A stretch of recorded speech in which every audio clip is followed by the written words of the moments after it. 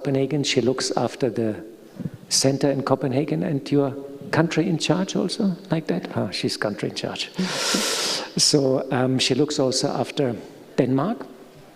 And Sonia also is organizing and managing the Brahma Kumaris Environment Initiative, which has been founded probably at 2009 in Copenhagen, when there was the climate conference COP15, I think it was. Then we created the Brahma Kumaris Environment Initiative, and since then we all three have been to each and every climate conference. So today's topic is a spiritual response to climate change. And if we look into the world, what's going on, the world is disintegrating in front of our eyes. You have this feeling that the world is falling apart? You know, it's like wherever you look in the daily news, you know, the news on climate change are disastrous. I just read that there's a heat wave in Gujarat, and in Rajkot there is a heat wave, and the temperature was 42.8 degrees, and this is 6.5 degrees above normal. 6.5 degrees above normal. So this was the hottest January in India on record. So wherever we look, climate is getting out of control, but it's also a loss of biodiversity. Animals are disappearing, plants are disappearing. Our environment is sort of shrinking, becomes smaller, and we have a lot of pollution also in the world. And these news are not easy to digest, to see it with your own eyes. And this panel is about how we respond and what is our spiritual answer. Because of all these problems, we created this environment initiative, and we're going regular every year to the UN climate conference. And here in front are lying some brochures next to that little box, which you can take if you like. There's all the information about the Brahma Kumaris Environment Initiative. And there we promote our spiritual values at the climate conference. But it's not only the UN climate conference, we're also going to many other UN conferences, and Sonia will talk a little bit about this. And the reason was also that we have so many economic tensions. We have so many wars and geopolitical tensions right now. So we're going to all these conferences to give a spiritual answer, to make our presence being felt as yogis and as souls who are serving through our mind and through our words. We also have a lot of practical projects in order to demonstrate that we stay and we live in harmony with nature. We have Kalptaru, a tree planting project. We planted 2.5 million trees all over the world. We have yogic farming, and we have a very beautiful farm in Shantivan, which many of you might have seen. We're doing a lot in the farming area, and right now we're selecting 80 farms in India where we demonstrate yogic farming, and we work with the Ministry of Agriculture. We also have a plot where later the hospital will be built, and there we are planting potatoes, and I think we are, how many tons, Sonia? I don't know. 20 or 200 tons per year. So most of the potatoes in Shantivan, they're coming from our own production already.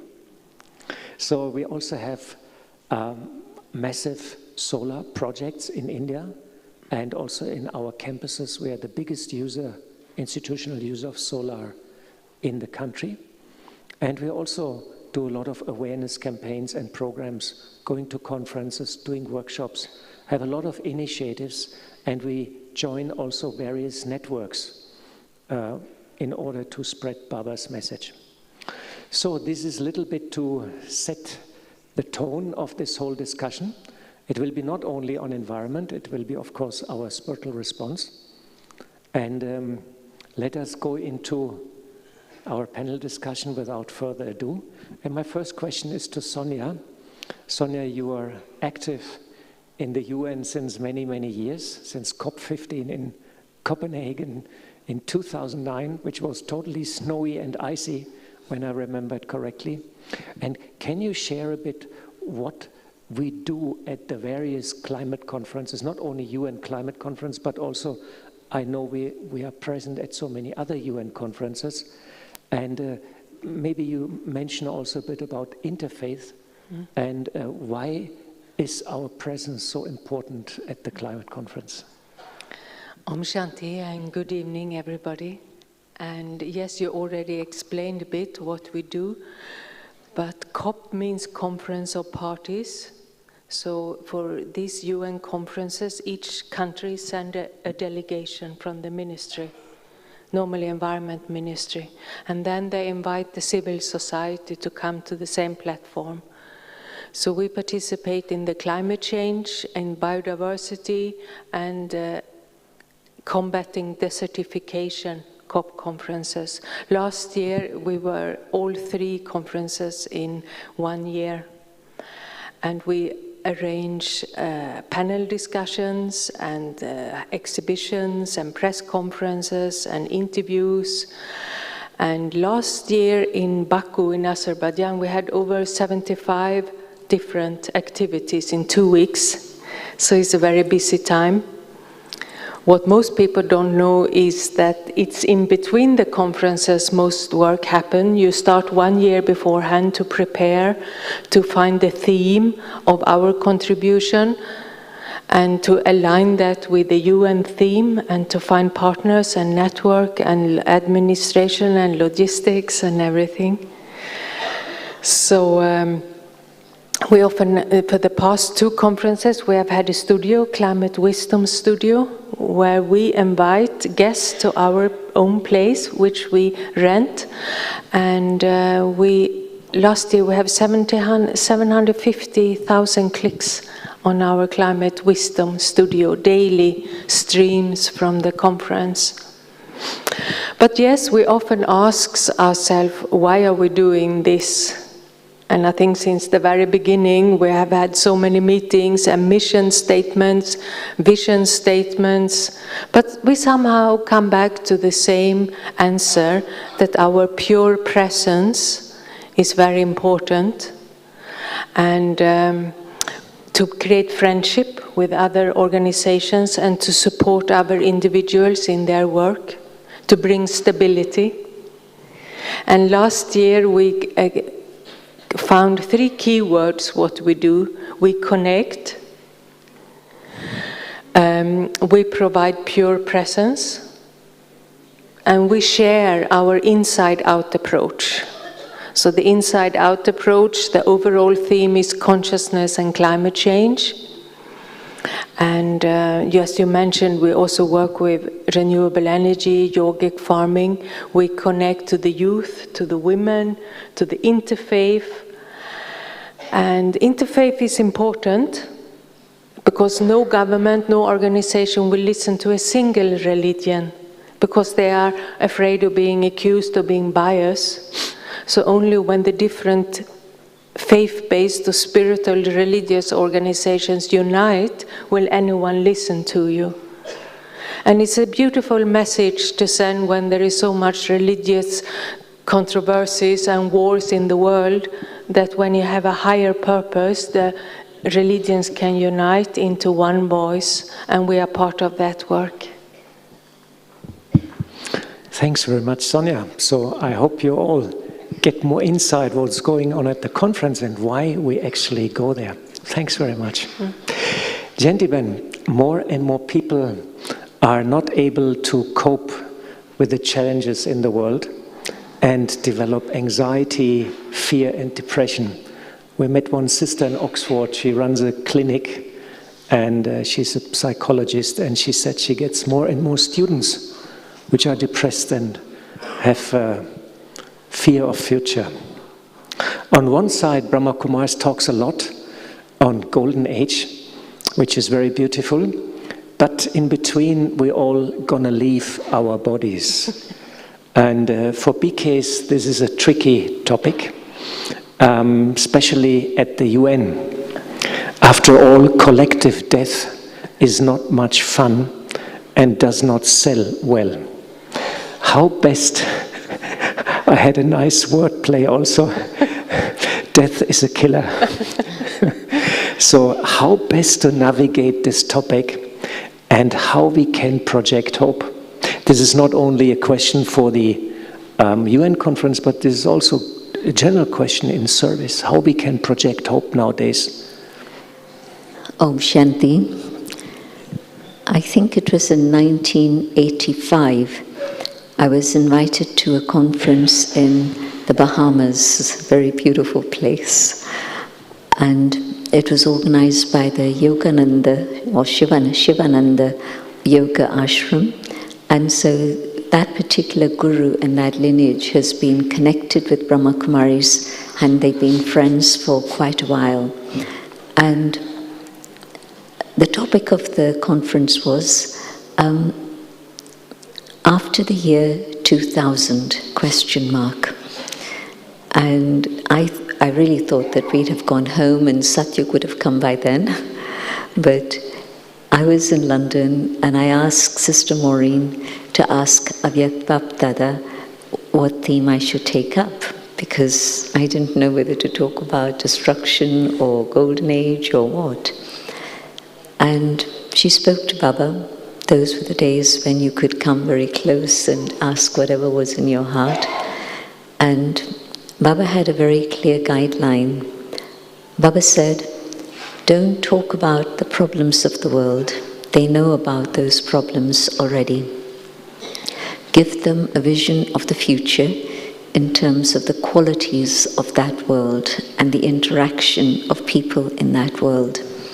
And tell them that this is what they have to prepare for. And it was perfect.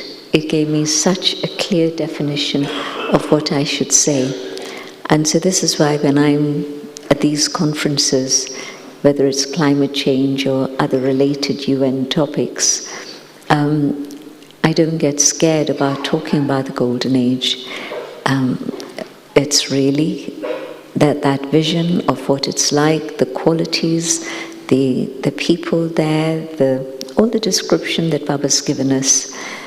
And so the only thing that then I have to do is to say, well, what you need to do is to prepare for that world now. Yes, we are seeing a lot of upheaval in the world, but beyond that upheaval, there's going to be the day. After the night, the day has to come, and this is what the day will be like. And so this is now the time to prepare for the day. And you won't be surprised to know that not many people want to poke around and find out, well, exactly how is this transition going to happen. They're so happy thinking about a better world and that vision of a better world that it carries them away from all the nitty-gritties of, will it be earthquake, will it be fire, what will it... They don't get into that. I also tell them that you need to have resilience today, because things are going to get worse and worse before they get better. And so I'm not telling them the exact detail that, yes, you will leave your body and go home and then Satyug will come.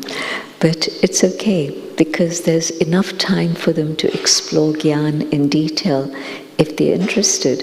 So really just following that instruction from Baba has been very, very powerful and helpful for me, both in terms of the Million Minutes of Peace Appeal.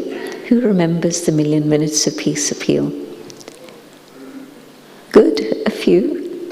So this was way back in 1986. But this conference in 85 and Baba's message in 85 gave us a template to be able to do the Million Minutes of Peace. Yes, your thoughts and prayers and meditation for peace are going to bring about a world of peace. And we don't have to get into the detail of what happens with the end of Kali Yuga. They know that things are going badly wrong, but they know that what they can do is prepare for the future. When we took up the subject of vision of hope, what was it? Images and voices, that's right. Images and voices of hope. That came at the end of the 80s or early 90s. And again, it was this idea from Baba give them a vision of hope, and they'll be able to go beyond all the challenges of today's world if they are touched by this. So it's been very easy. All right, thanks for sharing your method. I feel also it's important to feel the pulse of the people when you meet them. Mostly people are quite happy with a happy story. Some few, they want to know a bit more, then we have to see. Thanks very much. Sonia, we have been recently in Delhi to the World Sustainable Development Summit, which is a pure science conference, and somehow we managed to get Sister Shivani in. And in India, they love it. It seems slowly we're getting a bit this bridge built to the science community, which was not easy. And there we had the chance to meet the Brazilian environmental minister, and she knows the Brahma Kumaris, and she was quite positive actually. She took time with us, stood with us, chatted with us. We told her we have some problems with accommodation. We don't have yet accommodation. She said something will happen. And in the recent letter of the COP, the next conference presidency from Brazil, they send always a letter every 2-3 months. There's a lot of talk about values and ethics, which is extremely unusual. Normally these information letters are pure science and difficult to understand. And this time they talk about compassion, love, and so on, soft topics, which we are also promoting. And my question is this our influence? Is this the influence of Brahma Kumaris? We're going since 20 years now to this conference. And is the UN ready for a spiritual response to the current crisis? Well, actually, I brought the letters. I thought I'd read the opening paragraph to you, because I've never seen a UN document which in the opening paragraph is listing 14 virtues. And this is the incoming COP president from the Ministry of Foreign Affairs in Brazil.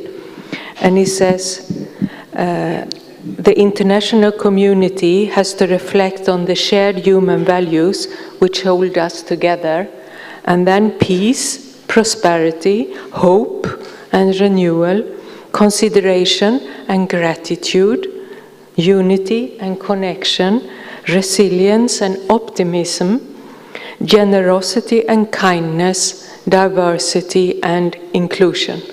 Wow. And yes, I don't think we should underestimate the power of pure vibrations. So I'm very sure that this is the result of our work for a long time, but not only our work, also other religious, spiritual organizations who has influenced the UN for many, many years. And actually in our green team, we often talk about what do we want the UN to focus on in a few years' time. And then we start focusing on that, and after a few years it becomes public talk. And one example you will remember is UNESCO. They had the headline on their pavilion, "Don't change the climate, change your consciousness," which was our slogan a few years before.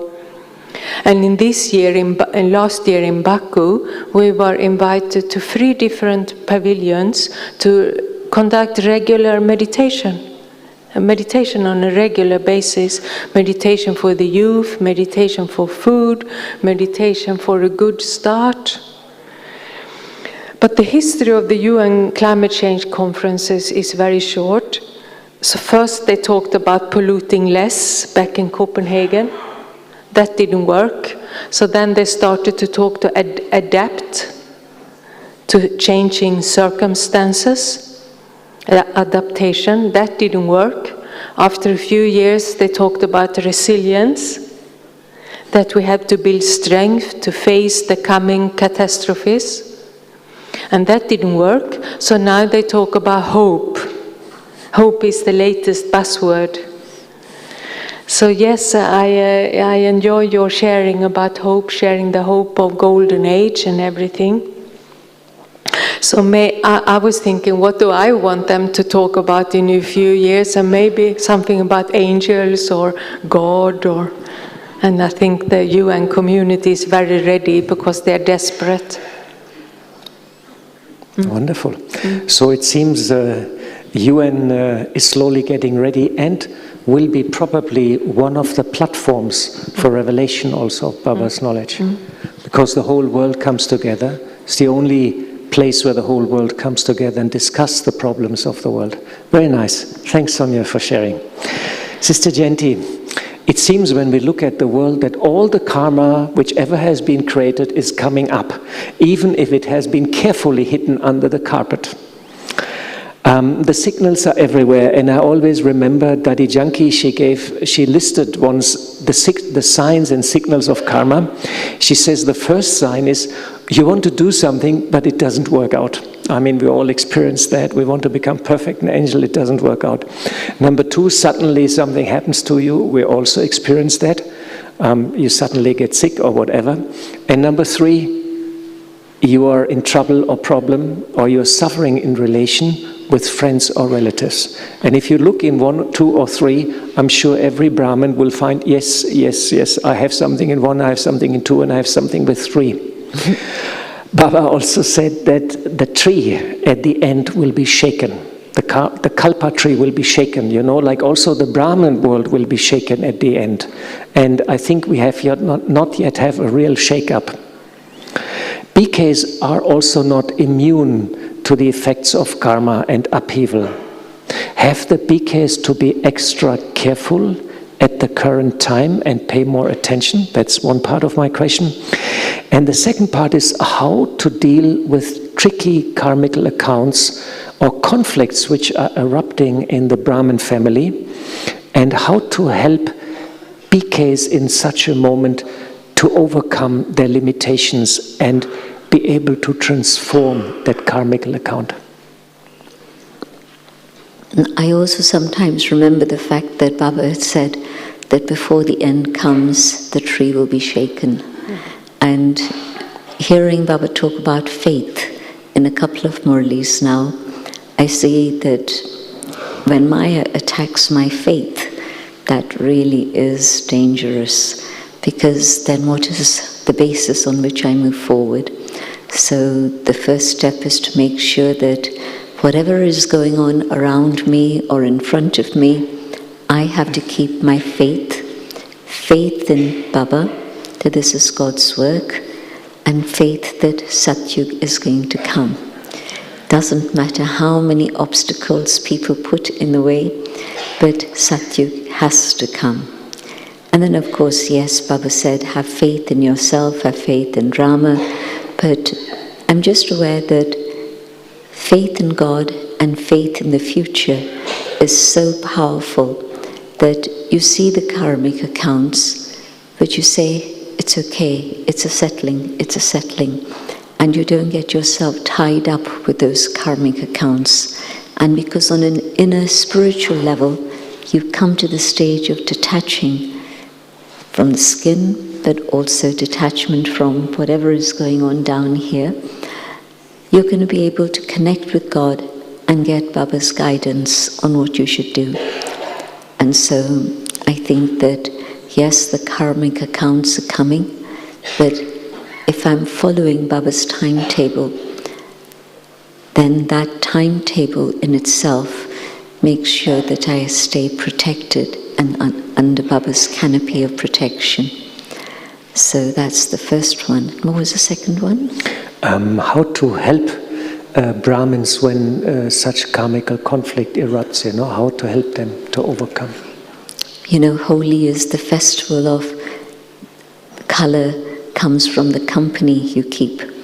And so if I have faith, and I'm keeping that faith strong and alive, then when I see others who are going through a difficult time, giving them company and giving them that vibration of faith in the drama, faith in the self and in Baba is very, very important.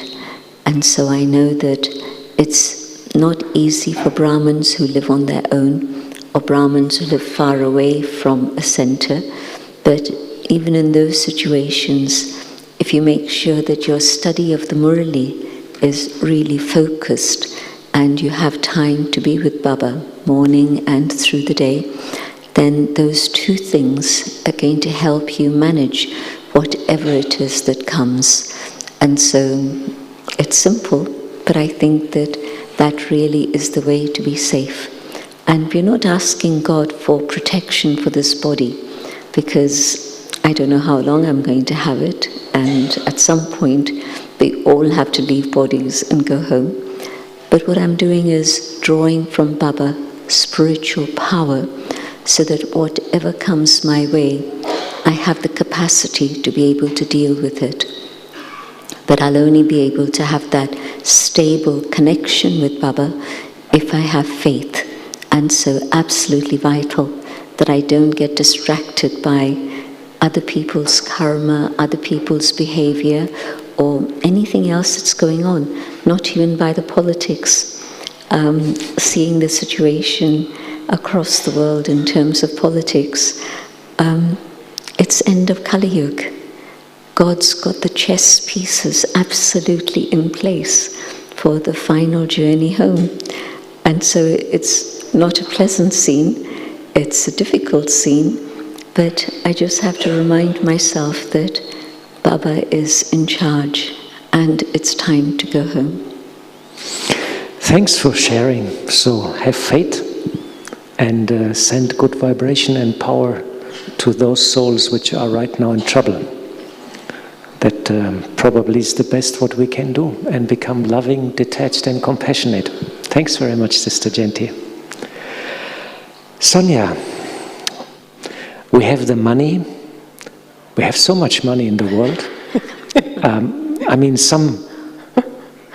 they say the Brahma Kumaris, is there not the saying the Brahma Kumaris is the richest in the world?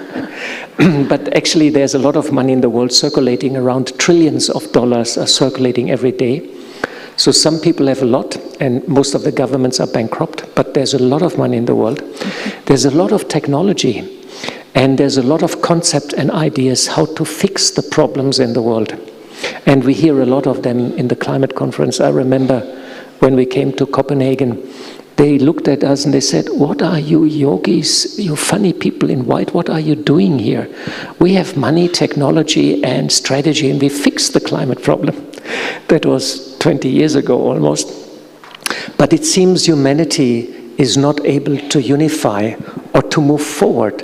Something stops us, and the planet goes further downhill. Sonia, what stops us? What's happening? Why we're beings of intellect? Why is humanity not able to fix the problems of the world? And how we as BKs can ourselves become change makers and inspire other BKs also to change and inspire the world for greatness. Well, and when I got this question, I thought this is a question for you, Sister Genti. So please fill in and add whatever you want after. But I can only share my own effort. That's all I can do. I especially asked you, Sonia. Sister Genti gets another one. But first of all, I wanted to connect to what you said before about the timetable in the previous question, because I was thinking today the only thing which is normal nowadays is my timetable. The world around me is so changing, but the only thing which stays the same is the timetable. So actually what used to be routine, and maybe sometimes routine was considered to be a bit boring, nowadays is quite liberating, because it's the only thing which is normal, is the timetable. But anyhow, back to the question, how to become change maker and what stops us. But I think each one has to ask themselves, how can I be a change maker? What brings me happiness? How can I stay inspirational? What stops me? And I can only share my efforts with you. But change maker is very close to leadership. And some of you will remember the old days we used to do self-management leadership course, SML. And there they had identified 3 key virtues, 3 key powers of leadership. And I think these 3 key values are still relevant today. And the first one was clear communication. And you look today, so much misinformation, disinformation, untruth, misunderstanding. So clear communication is very, very important to become a change maker. And for me, I have to think my thoughts and my words have to be aligned in order to communicate clearly. Otherwise, it's my mistake, right? So I'm practicing that, to communicate clearly. And if there is misunderstanding, I wouldn't hesitate to go back to try and fix it. And the other thing is visible leadership. To be available, to be present, to be out there.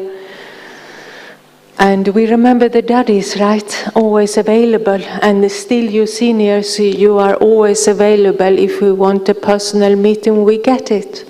And you would remember the Kamarka daddy in the courtyard in Pandavavan, visible leadership, not to hide too much behind the computer screen or behind the phone, but to be out there in the society.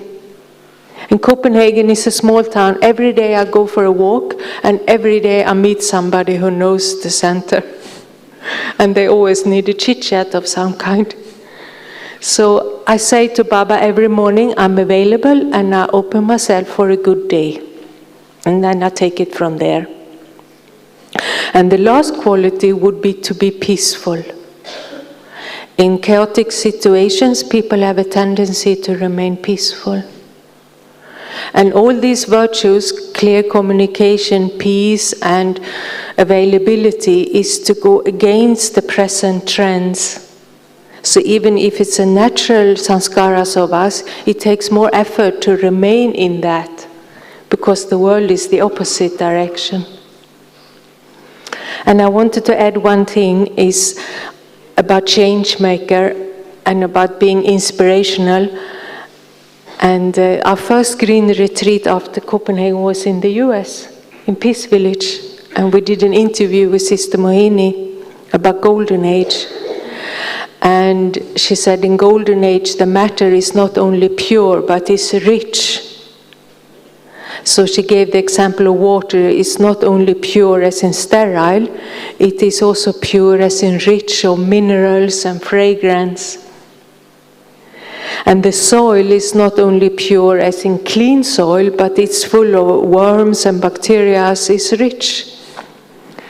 And the same way our efforts now in Confluence Age has to be the same, not only pure as purity itself, but pure as rich and balanced life. So our kind of BK life has to be all-embracing in a sense, open and rich and balanced.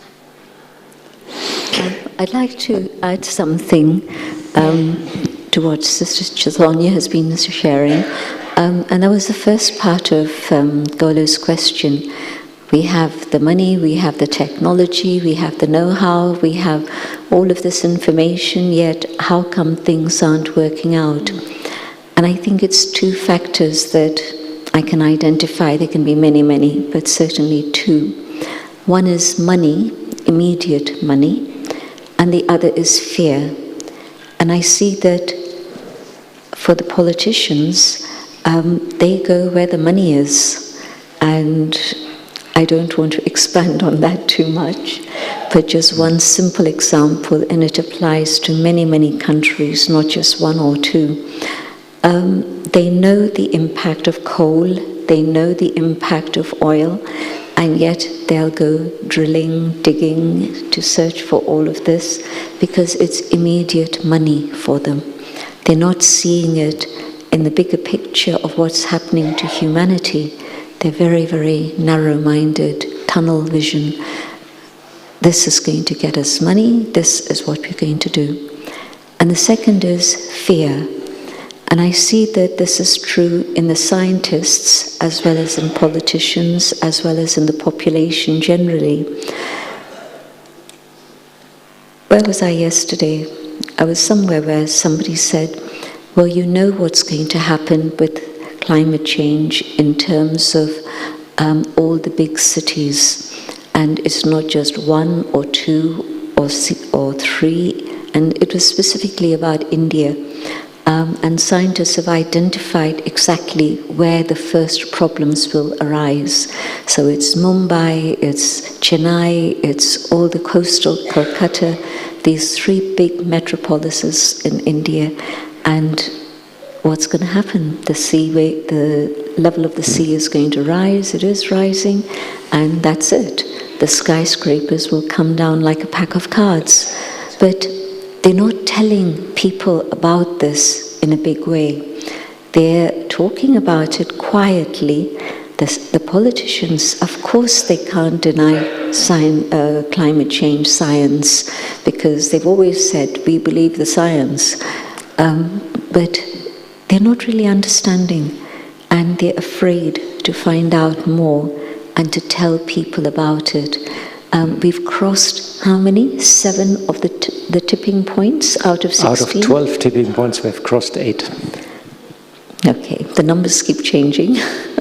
So 12 tipping points, which means things become irreversible. You can't bring them back to a level of normality. So we've crossed 8 of the tipping points.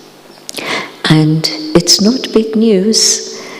Most people don't know this. And why? Because people don't want to cause fear. They think that if people know all of this, there's going to be panic. And probably there would be. But people are also sensible. They search for information and they find the information. But it's these two things, money and fear. And so I think that's why we are not hearing about it in a big way. All right.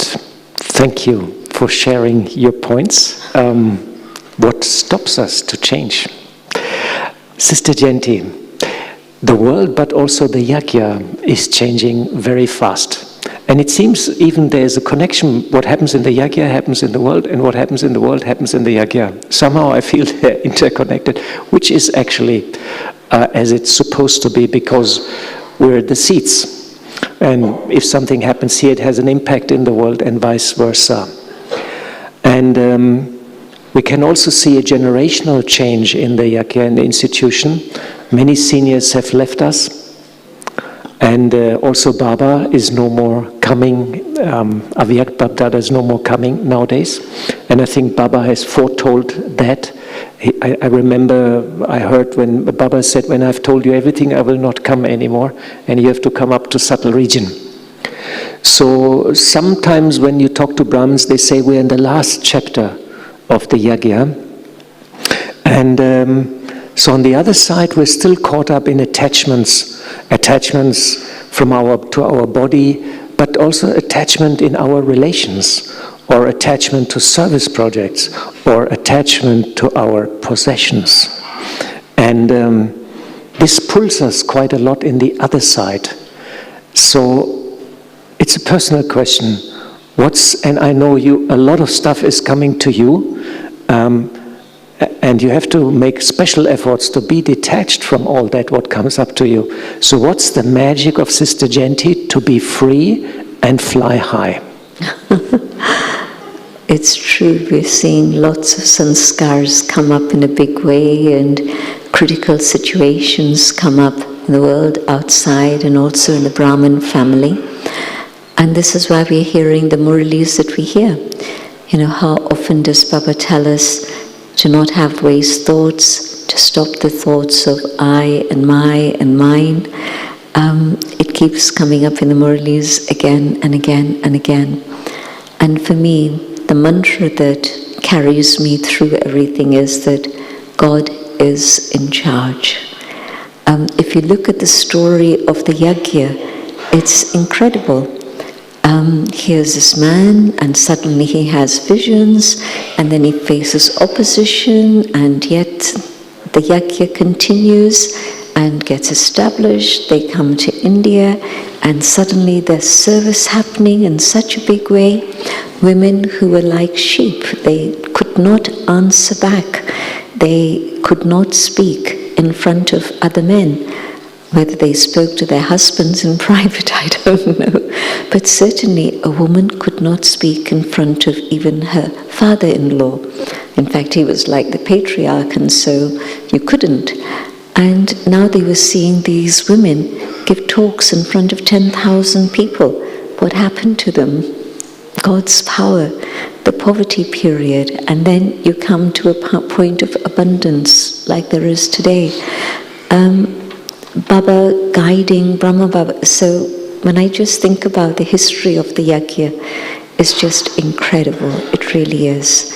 If you want to have proof that it's God's work, go back and study the history of Brahma Kumaris, and you'll know that it can only be God. It can't be anyone or anything else.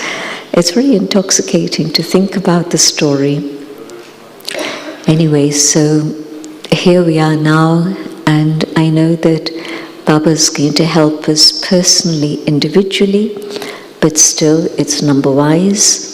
And if we focus on the ones who are able to go through all this and not get caught up in all the stories and issues that are going on, you see the leaders, you see the ones who are able to stay above all that. And so who do I want to follow? Do I want to follow Brahma Baba? Do I want to follow Mama or the Dadis? Or am I going to get stuck here? So I think that to fly means to just trust that Baba's in charge and Baba's going to guide me, and whatever happens through this period of turmoil, the yajna is going to survive until the task has been completed. So that's what keeps me going. Thanks very much for sharing this insight. So it's faith in Baba, that he's protecting you, and that's your magic. Thanks very much, Sister Jenti. So, I had 3 questions for everybody, but we're very good in time. So I prepared some reserve question, which is also very interesting. Of course, we all want to know when is the date of destruction, and I know in Brahma Kumaris we had so many speculations about that. I remember when I came in Gyan, it was 84, and I met Brother Manfred, and Manfred told me, in 3 years is destruction. And I said, very good. It's very good. I will do, because I was convinced I'm a super yogi, and I didn't know much about Maya and all this kind of stuff. And so I said, okay, we'll do 3 years, and then we're all going to leave the body and Satyug will come. I had no issues with that. Then the time passed, and it was 84, 85, 86, 87. And then I asked Manfred, what happened? And he says, 1 more year, 1 more year. So I remember then we had the year 2000 with a computer bug. And then the next one, we bought water bottles and generators and whatnot, and candles. Don't forget the candles. And then came the year 2012 and the Maya calendar. And we were all looking at 2012 and nothing happens. And here we are. A lot of interesting prophecies for 2025. A very influential election result in the US, which is changing the whole geopolitics right now. I don't go into details. And so it seems things are warming up or heating up. And we're really approaching challenging, interesting times where really our inner strength and stability is being asked. So I have this question to both of you. Maybe first, Sonia, you can ask. What's your forecast for the next years for the Brahma Kumaris Institution, and how BKs will transition from also doing a lot of service to talking, more hint towards tapasya maybe, you know? And maybe you can also share a bit your personal effort. I'm sure, have promised yourself, and you share what is your personal effort, and how you see yourself in that transformation. Well, it's a very interesting question, and when I think the BK community is becoming somehow more blissful, more inclusive, more loving, more nice to be in, and that is in the contrast to the world out there is increasing, because it's becoming more ugly there and more beautiful within our community. So and I have to be able to operate these two worlds very easily, and so that's my effort. And I sometimes feel when I'm becoming more pure, it's like the skin becomes thinner and I can feel the world more clearly. And if you remember the Lord of the Rings, when he comes with the ring, the more the heavy of the negativity of the world he can feel. And I feel sometimes the world, I can feel it too much, I think. And what I do at those times, I think of Golden Age. And because that's helped me to protect myself from the influence of the old world or the negative world. And you talked very beautifully about Golden Age in the beginning of the program. And I think we often think about how will our relationship as human beings be in the Golden Age. The other day in the meditation, I imagine Sonia as a deity giving drishti to me today. It was a very nice exercise, but then I got caught up in the thought if I would have brown eyes or blue eyes in Golden Age. But anyhow, we can also think about how will the relationship to nature be in Golden Age. To the birds, to the trees, to the water, will you be able to communicate somehow with it? And that relationship to nature in Golden Age I have to create today. And I was remembering Daddy Yankee, she said, don't waste your breath, she often said. That's my relationship with air. So there is many things to think about which is inspirational and which give hope, which will protect me from the influence of the negative world. And I just wanted to share one more thing about hope, because Sister Jenti also talked about hope. And I think each one of us has to find what gives me hope in hopeless situations. And once in Paris, in the famous climate change conference in Paris, I've shared this story many times. The three of us, we met with a professor from Sweden, Professor Rockström. So he's always enthusiastic. So I asked him, what gives you hope actually? And he said, technology. And I thought, okay. So I asked Sister Jenti, we had a meeting, and she said that the soul is immortal. And I thought, wow, that's two very big, different answers. So I asked Golo, and Golo said, the fact that I can influence the world around me and be part of designing the future gives me hope. And I realized that each one of us has a very different approach to hope. So I asked myself, and actually kindness gives me hope. So if I'm in a hopeless situation, I find somebody to be kind to, and it helps a lot. So this is the effort I'm doing, to create a beautiful BK bubble and to become resilient towards the negative world. Thanks, Sonia, for sharing. Sister Jenti, what's your forecast for the next years for the Brahma Kumars and for the world? And it would be fantastic. You can share some secret book messages, which only may be circulated among the top seniors, not being revealed to us. I'm sure they know the dates and everything. And also, what's your special efforts? In terms of the world, it's just collapse.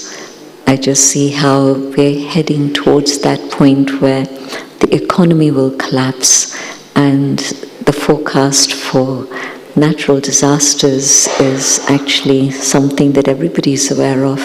So all that is really multiplying very, very quickly. But in India, the forecast is by the astrologers, not by scientists, that by the end of March this year, 2025, we'll see a lot of things happening in terms of climate change in a very negative way that impacts everybody. And so, Brahmakumaris, in India, the president is a BK, and she's not shy about being a BK, and she's not shy about going to BK centers. Just yesterday we were commenting how normally within a 5-year term for a president, and maybe certainly protocol people would tell them you can only go to a particular organization maybe once a year max. Some would say just once within their term of office, that's it. But generally it would be once a year maybe. But this person, she has such courage that she doesn't choose the places she goes to. Protocol people choose that for her. It's very, of course, political, so they decide which city she goes to or whatever. But then once she knows where she's going, she'll connect with the center or tell her PA to connect with the center and find out what's happening. And if it's something appropriate, then she'll make sure she'll visit there. Why I say this is because just yesterday, she was, or the day before, she was in a place called Hisar, which is a little town in Punjab. But they were celebrating their 50 years, and maybe they wouldn't have had such a big celebration. I was there at their center last year at some point, and they've got a big auditorium, 2,000, and they've got a big retreat place. So she was there.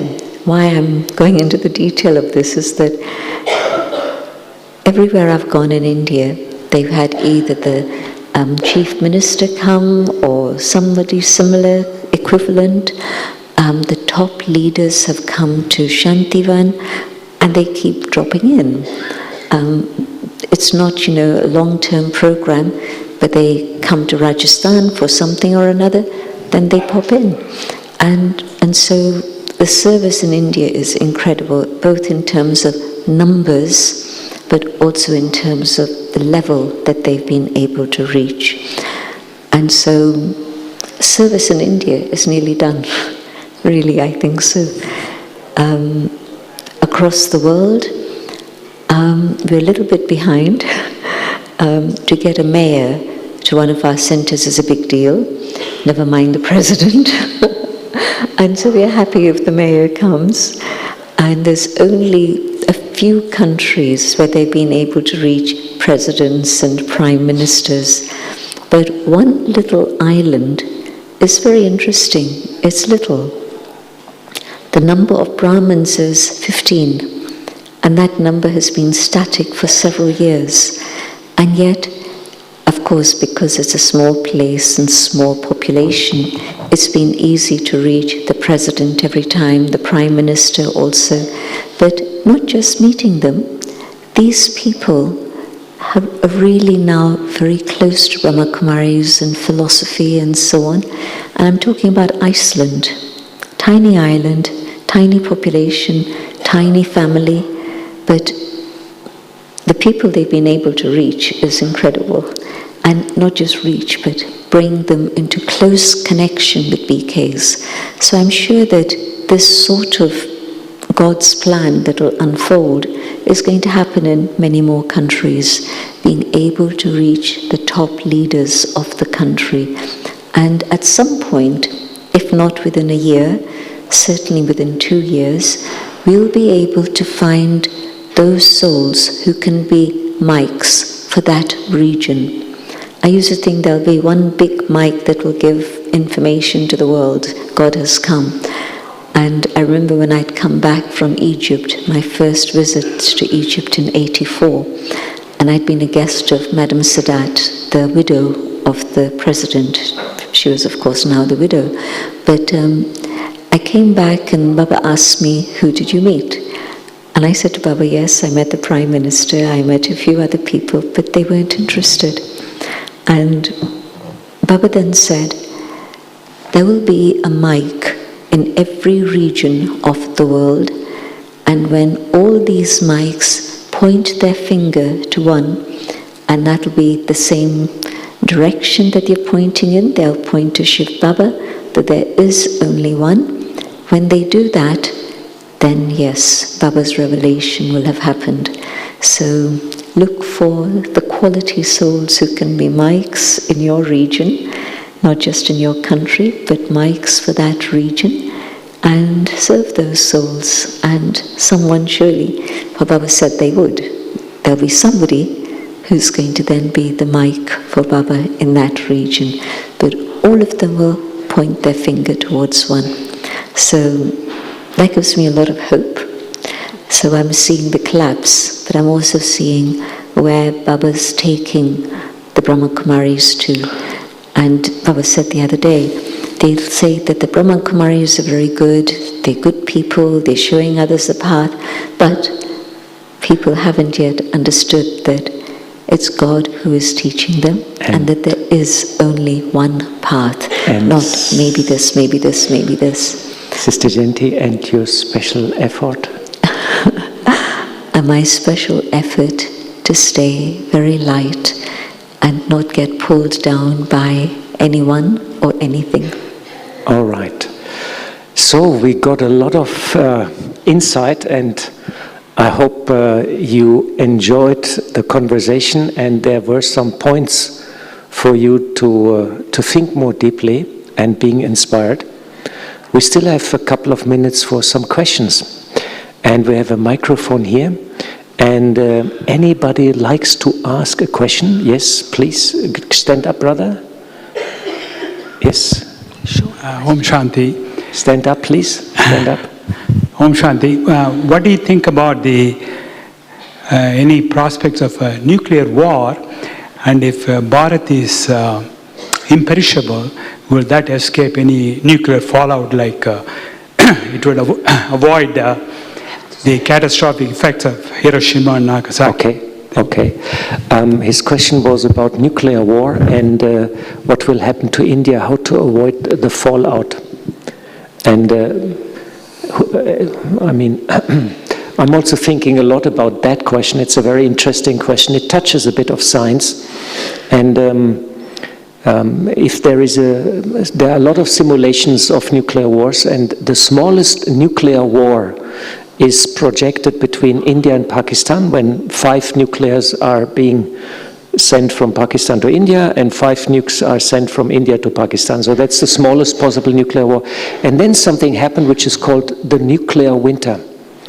There will be a fallout, and there will be a lot of dust being sent in the upper troposphere, and there will be a dark cloud around the planet for 3 years, and food production will collapse, and it doesn't look good for the global population. So indeed, there is still some mysterium in destruction and transformation, and Baba is the overall director, and maybe also will do some magic. I'm not fully aware, but maybe, so it's an interesting topic, but not everything has been revealed, how in detail this will all go to happen. But maybe Sonia or Sister Jayanti would like to give a brief answer to nuclear war and fallout. 2 things.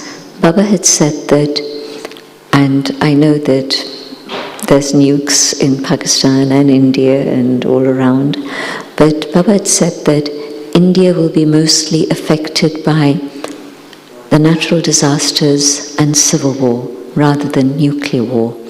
Now, I don't know how and why and things will resolve, but that's categorically from Sakar Baba. And the second thing is that when a person asked Dadi Gulzar, how long will it take for things to settle and Satyug to begin? And Dadi Gulzar's answer was, it'll happen in a flash. Now, that's a totally different concept to what the scientists tell us. But now, who do I believe? I don't believe the scientists because they just don't have enough information. So I'd rather believe Dadi Gulzar, and she had access to a lot of secrets, of course. And so I think that transition, once the nuclear war begins, there are no survivors within that area, within those areas. People will fly home very quickly. And here also, massive deaths through any disaster, and souls will go home. And meanwhile, quick flash, and the earth will be transformed. So that's Sister Genti, you said science are not thinking in that direction. There is a certain category of science. They think that our consciousness is connected to quantum field, and that quantum field creates reality. So when there's a shift in consciousness and we're the seed of the tree, then physical reality will be massively impacted. And if we become pure and become loving and detached to matter, matter will become purified in an instant. So it's a new stream, in a new paradigm in science. It's called quantum consciousness. You can Google that and you will find a lot of very weird but very interesting articles which somehow correlate also what Baba says. But there has been some other questions. Sister, can you come to the front, please? Can you come to the front? Yes, please come to the front. Come. Yes, be fast, come. Run. Yes. Good. Hello, Dr. Janara from Australia. I'm just very curious from the talks that you gave, and thank you very much. There are a lot of First Nations and Indigenous people in Australia, and I always find it very curious when people talk about world climate change that they often don't talk about the knowledge that First Nations people have, not only of the story of the change, but of the things that we can utilise on the planet, on the land, on country, to support ourselves, to sustain ourselves when change happens. For example, Australia's just had a big cyclone, and First Nations people have a much more interesting connection to what happens with environmental phenomenon than non-First Nations people. And so I'm very curious about your connection at the UN and at the COP with groups of people who actually have this knowledge and how they can utilise it, because we've started to do it much more in Australia and find it very effective. Okay. Thank you. Okay, thank you. Maybe Sonia can say something to that? Yeah, I can just start, but thank you, Janara. And in the UN, indigenous communities do have a very strong presence. And now this year the COP will be in Brazil, in the Amazonas, and the indigenous communities will play a big role in the coming climate change conference. And I also think that's why we have a letter of this kind from the presidency, talking about virtues, referring to spiritual leaders and families, etc. So yes, the indigenous, we do work with them, we do programs together with them, indigenous knowledge, and but yes, they are suffering a lot, I agree, and it's very sad to see. And All right. yes, and just before, I have a final comment also about something else, just for you. Yeah. Just have an eye on that. I just want to give a comment to this comment, and that was that in the year 2000, when the UN invited religious and spiritual leaders, there were many people from the northern areas of Europe, Lapland, Greenland, and so on. And they had come to the UN conference specially, and they came on the stage, a whole group of them, and they said, "We have brought a message for all of you." This is the year 2000, and the ice is melting. The ice is melting. And it sort of sent a shiver down my spine when I heard it. But today, that's the reality that we see. The ice is not just melting, a lot of it has melted already. And so indigenous people do have an awareness of things before they actually manifest. And another thing that I heard from a scientist in one of our conferences in Greece, the Science and Consciousness Symposium, way back in '91. And this is Brian, I've forgotten his surname, the physicist. I don't know, but we have a minute only. Okay. But he said that how come when I was living in the Amazon, the indigenous people invited me to a ceremony which was a mourning ceremony for the Amazon. And when he'd been invited for that, there was no question about pollution in the Amazon River. But they had had a mourning ceremony, so they definitely have knowledge or information about the future. Sister Jenti and Sonia, please. It's time. We want to make a meditation. Oh. I just want to say that we now have green regional coordinators in each region and in each country. And if you don't know who they are, please come and see me or write to us and I will help you. All right, so we're really coming to the end because Sister Jenti sent us a WhatsApp. We should finish right now at 5:55. So I'm the person with the clock, is an unfortunate job. Thanks very much. I hope you liked the question and you got a bit inspired. What is our spiritual response to the changing world and what are we actually doing at these UN conferences and what's going on? Thanks very much. I hope you liked the conversation and the questions, and I would kindly request Sister Jenti to give a short guided meditation towards resilience and transformation. Om Shanti, thank you. Sitting quietly. Sitting quietly, I come to the throne in the center of the forehead. I sit on this throne and I feel peace and I connect with Baba. And Baba fills me with power.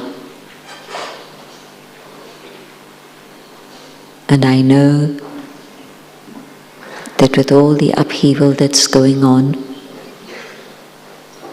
Baba's power is going to help me be stable, clear, and compassionate. The soul is eternal, immortal, and it has a home to go to. But yes, I have to maintain the awareness of who I am and my connection with Baba. And Baba's light not only reaches me, but Baba's light reaches the whole human family and ignites hope in their hearts. Baba's light touches all forms of life so that they can be safe and protected. Baba's light touches the entire globe, all the elements of nature and the plant kingdom. And Baba's light purifies nature itself. Baba takes us from darkness to a world of light.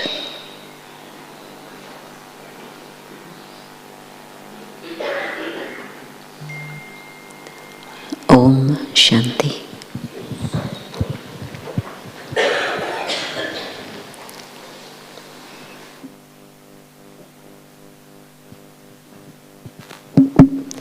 thank you to Golo for great questions, and to the people who asked the questions, and to Sonia for lovely responses.